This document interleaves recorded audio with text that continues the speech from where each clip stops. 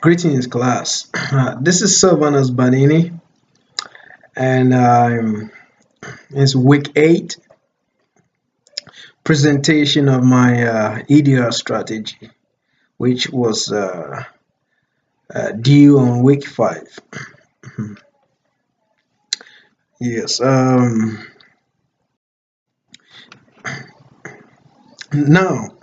Now, an environmental dispute resolution, otherwise EDR, is tantamount to Solomon's sword in a uh, very complex environmental conflict or dispute. Those of you who have read the story of Solomon understand perhaps aware of his approach to a very complex scenario, a very complex conflict that involve a very sensitive issue with two women who were claiming a child to be theirs. Once you read about Solomon's issue and how he resolved it, one will understand when I said the EDR presents such approach. But by the way, that is just by the way. Um, Now, my EDR strategy has to deal with the Nile Basin conflict. I titled it not the Nile Basin conflict, uh, uh, which is subheaded as Egypt versus Ethiopia. Now the Nile River, uh, well, I'll put it this way, is indeed an epicenter of potentially explosive environmental conflict. I say it is a potentially explosive environmental conflict because the river stretches along a very tortuous course, which it is articulated or it is indicated as causing about 4,184 miles, which is equivalent of 6,695 kilometers long. Another bullet point is that the Nile courses through about 9 sovereign countries. That tells you the complexity of a conflict involving the Nile River. And not only does it course through these 9 sovereign countries, the Nile is said to have endured. The Nile is said to have endured the burden of civilizations, and when I mean by the burden of civilization, I'm trying to articulate it, its relevance in ancient powers, as well as modern societies within its course. And so not only has it endured the capacity to sustain the humanity therein, but it also has endured and sustained the rich diversity. I would say the rich diversity of ecological life in that ecosystem.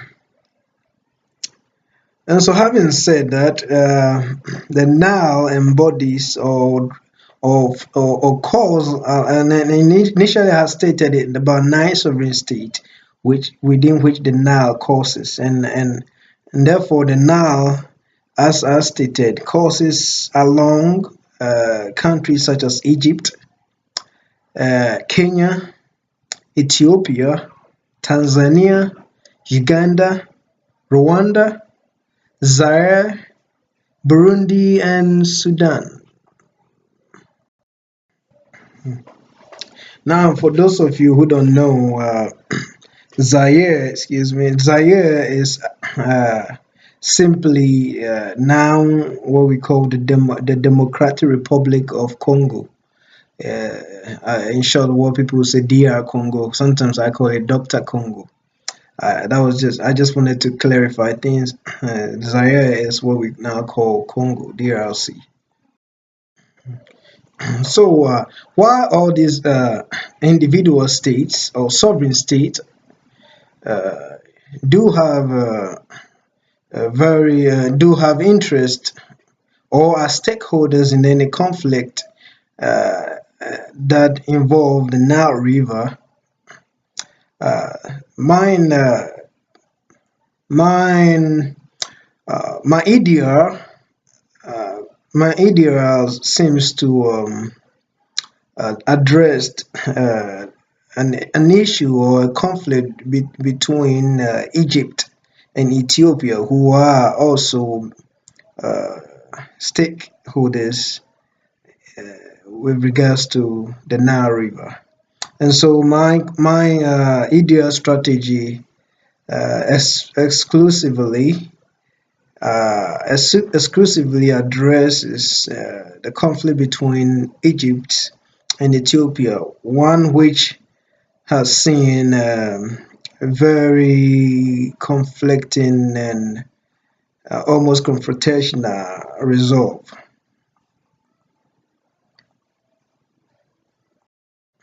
One that also entails a very destructive geopolitical engagement with the capacity to ripple across the entire region.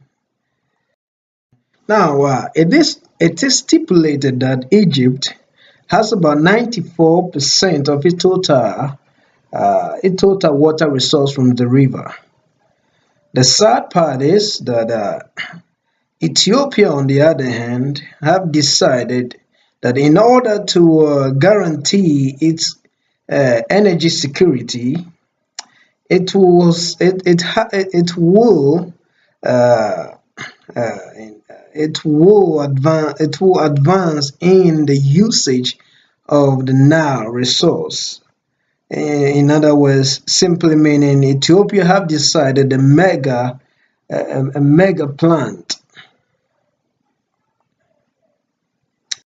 otherwise a 4.2 billion hydroelectric dam, also known as the Grand Ethiopian Renaissance Dam, simply termed the GERD, which is estimated to be of 6,000 megawatts of electric power generation capacity. This is indeed big. So one can understand why Egypt may take a very uh, confrontational response or approach, since in the process of Ethiopia securing its energy security, it may have the capacity to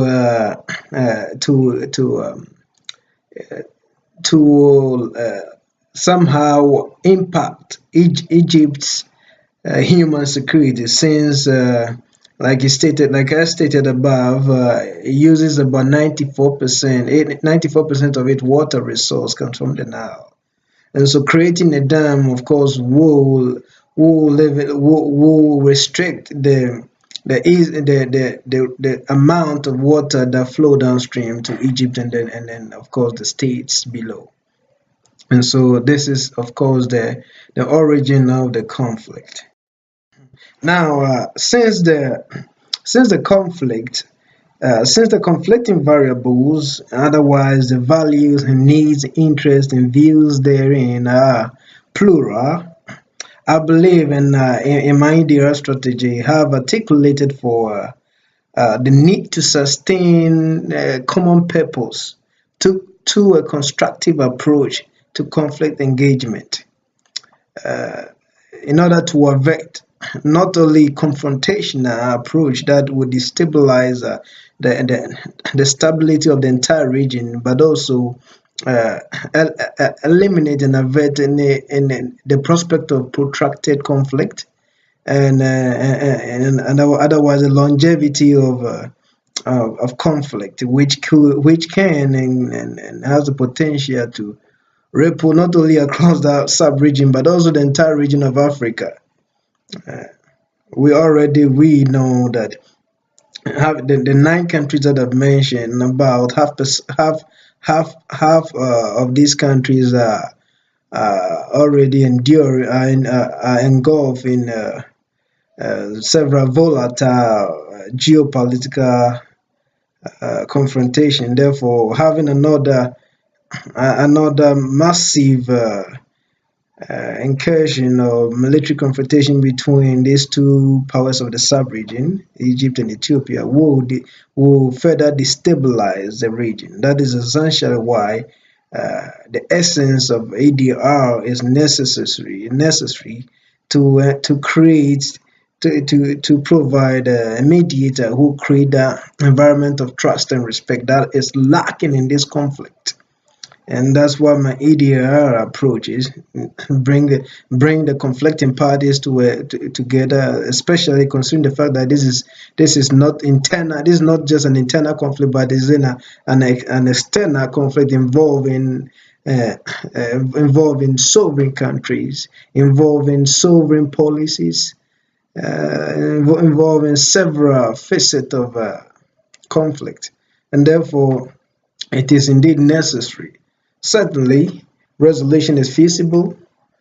It is indeed feasible if one could get them to sit and agree on something. There is indeed the potential for resolution. Knowing perfectly well that resolution is not necessarily the solution. And as I have stated severally, that resolution is only a pathway to resolve or to create a solution. And therefore, there is indeed a need to sustain a common purpose, a mutually agreed praxis or platform to which consensus could be built. Now, let me stop here. I'm sorry for my. I've been. I have developed. Being attacked by the weather. Let me put that way. So my all the sounds from my throat are just indicative of my health status at this time. So I wish my listeners will pardon me, class will pardon me.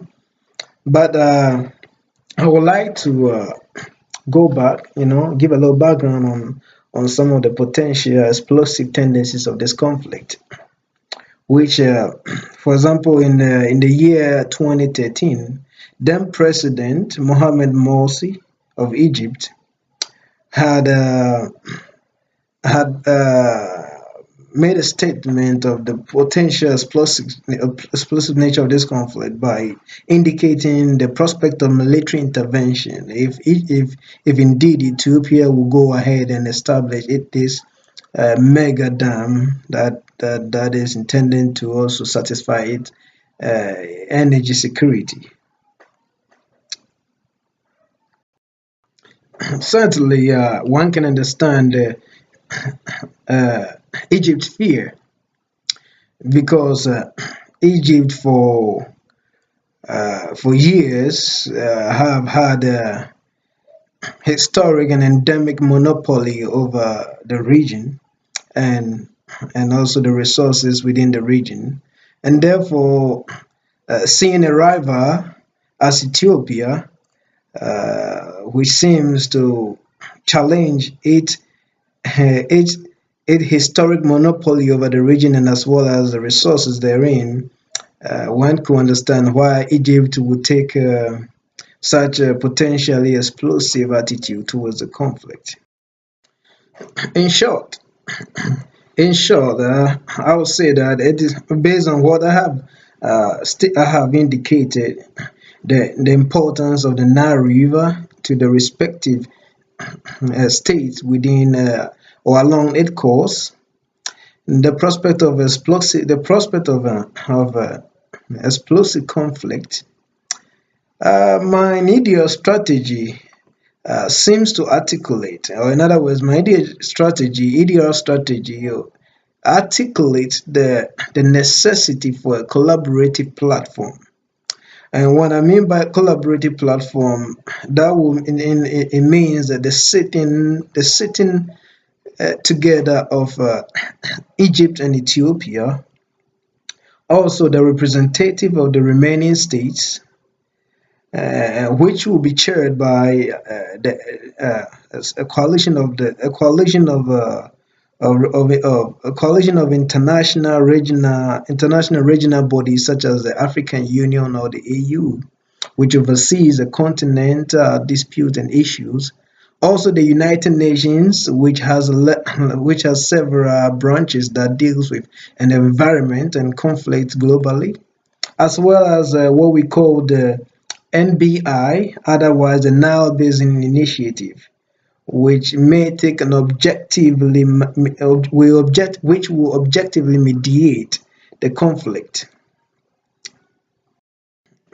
And so I believe that in order to be able to attain a mutually determined solutions or resolution, the parties will have to be able to my ideal strategy employs a collaborative strategy or platform within which I believe that it will set the precedence for and the trust for collective compromises, which will be necessary certainly, because in order for them to be able to come to a resolution, they will have to move beyond the rigid frames. They will have to move beyond the rigid frames in order to be able to come to compromises here and there. Within such compromises, they will have to be able to accommodate their opposing views. It is necessary that when the collaborative platform is set, people are able to move beyond their rigid frames in order to be able to compromise. And I believe that within an area where they have been able to compromise and move beyond their rigid frames of values or interest, and that at that time there will be trust and respect, and within the trust and respect framework organized by the mutual body, the African Union, the United Nations, and then of course the NBI, we will have that ability or that respect and trust to be able to accommodate each other's interest. In fact, there could be an accommodation of interest without necessary, accepting the other person's view as superior to yours, but understanding that, well, their interest is genuine in as much as yours is genuine and real.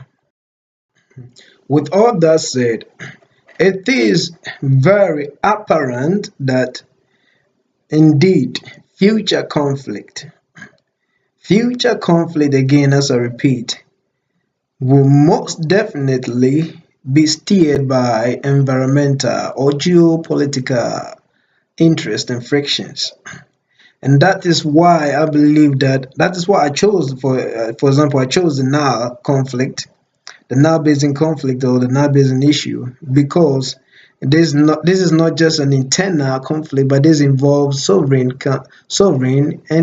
countries that transcend individual boundaries, where, for example, and therefore, for example, I believe that should there be that accommodating of individual interests within the collaborative platform, it will set the necessary precedent. I believe in setting up the necessary precedents, because it is obvious that geopolitical conflict is high on the rise. You can name them, and then we have in the Middle East, we have it in several areas, and therefore that is why it is very important that this one is approached effectively within such structures. It will set a precedent for to avert such confrontation and such conflict in the near future. So having said that, I believe yes, Egypt do have a concern. The Nile River has been the source of its water security for years, for centuries.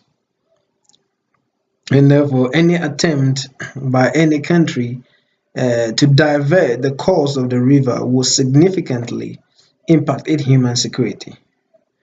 However, I will also say that it is true that Ethiopia has a rise in the power in the region militarily, also faces a lot of challenges, which include the energy sector. And therefore, having the legal right, and as well as geopolitical proximity to the river, also has the right to nurture the Nile resources to its advantage. And therefore, when you look at it that way, both the two of them uh, do have genuine interest in the conflict. And therefore, in order to avert any friction and confrontation, it is important that they employ a collaborative platform, and that will, in fact, bring some form of compromise. And within this compromise, they will be able to accommodate their views, knowing clearly that their approach will also ripple down the about 7 more states which perhaps may be looking at them, seeing how they're going to resolve their issue, in order for them to also to either avert or mitigate a potential conflict that may arise from there. Thank you, class, and have a blessed weekend. It's been a pleasure being in the class. Again, this is a week 8 EDR presentation on my now Basin conflict, which is between Egypt versus Ethiopia. Have a wonderful time. Thank you.